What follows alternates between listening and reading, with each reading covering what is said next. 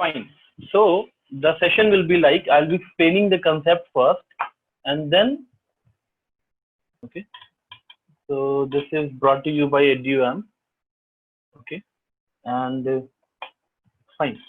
So the format will be, I'll be first explaining the concept, and then we'll be doing JEE mains question. Okay, 2019 paper we'll be doing. Fine. So that we can access. See, JEE mains and NEET. So okay, we'll be doing. Okay, so there are students here for NEET and JEE mains both, right? Okay, so we'll be doing one question of JEE mains and some questions of NEET also, right? So because the level, the things that we'll be seeing today, they are equally important for NEET as well as JEE. So someone is preparing for NEET should not think that the things that we do now, it is equally important. Okay, so it's the same. So don't worry, and the questions that we'll see, they are of the same level. JEE mains. So please pay attention. Okay, don't worry about the question. Please follow. Okay. Electric field. So this is electric field is denoted by, this is a vector quantity. So E vector like this. Okay. And this is what? Suppose there is a charge Q placed here. Okay. Suppose it is fixed with something. It is not moving. This charge value is Q. Okay.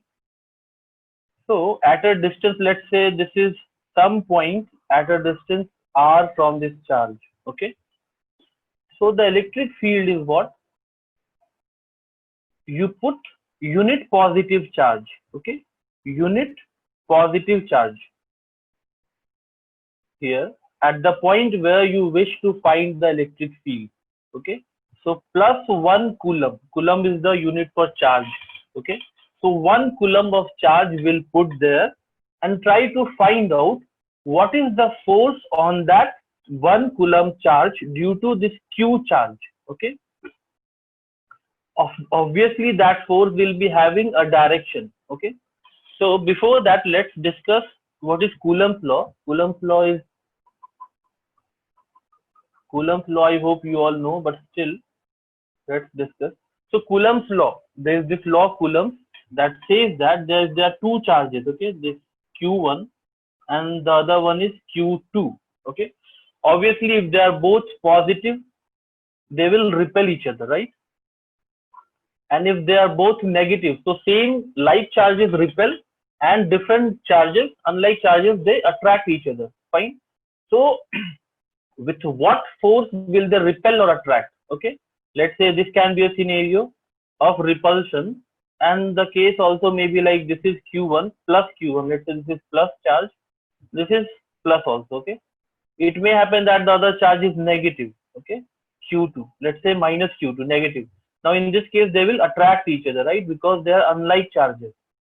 So what Coulomb's law says that how much force, with what force they will repel or attract each other. So that is given by, the force is given by K Q1 into Q2 upon R square, where R is the distance between the two charges. Okay.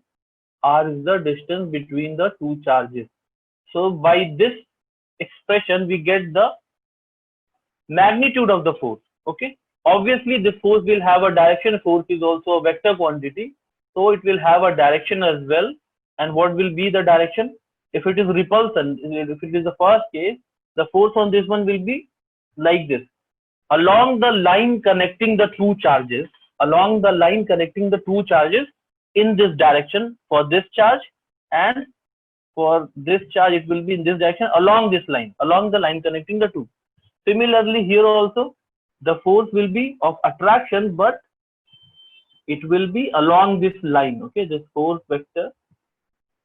So direction of the force will be, they will attracting each other along the line connecting them. Okay, and the magnitude of the force is given by this. Okay, now what is K? K is 1 upon a constant, 1 upon epsilon naught. Okay, like this. The value of K is approximately 9 into 10 to the power 9, and E naught, epsilon naught is what? Permittivity of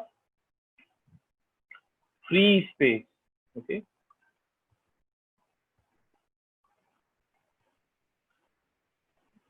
fine. So this is Coulomb's law. This we have done in standard 10th also, but still for revision.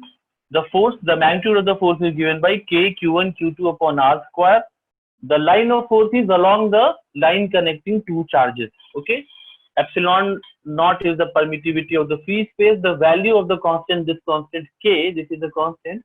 The value is this much. Okay. I hope this is clear about the Coulomb's law. Now we can find out the magnitude of forces between two charges. Fine. So here coming back to the electric field, our objective is electric field is defined as at whatever place. Suppose this was the charge. Okay. Suppose you have to find the electric field at this point. Let's say the question is what is the electric field at this point? What we have to do, what we do simply put a unit positive charge, that is +1 coulomb at the point where you want to find the electric field, and then find the force on that 1 coulomb charge. That is the electric field. Okay. So I can say electric field is what? Force per unit charge. So F upon Q you can say. Okay. So whatever is the direction of the force, whatever is the direction of the force on that charge, the same is the direction of the electric field. Okay. Okay. So suppose I want to find the electric field at this point. Okay. What you do, you simply take a unit positive charge +1 charge I'll put at this point +1 coulomb. Okay.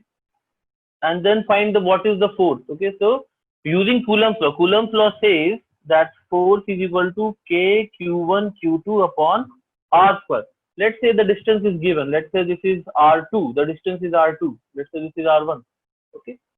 So obviously, suppose this is a positive charge, and you have to put positive charge. Keep in mind, at the point where you want to find the electric field, you have to put unit positive charge. Okay. Obviously, if this charge is positive, it will be repelling this charge. Okay. So it will repel. So the direction of the electric field is what?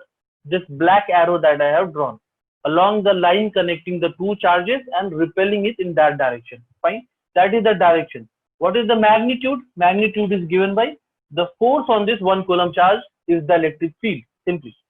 So K Q1. Q1 is what? Q here. The other one is 1 coulomb. So simply I'll write 1 divided by the distance square. Let's say R2 square. So this is the magnitude of the electric field. Okay. This is the magnitude of the electric field for this. So this is how we find the electric field. Okay.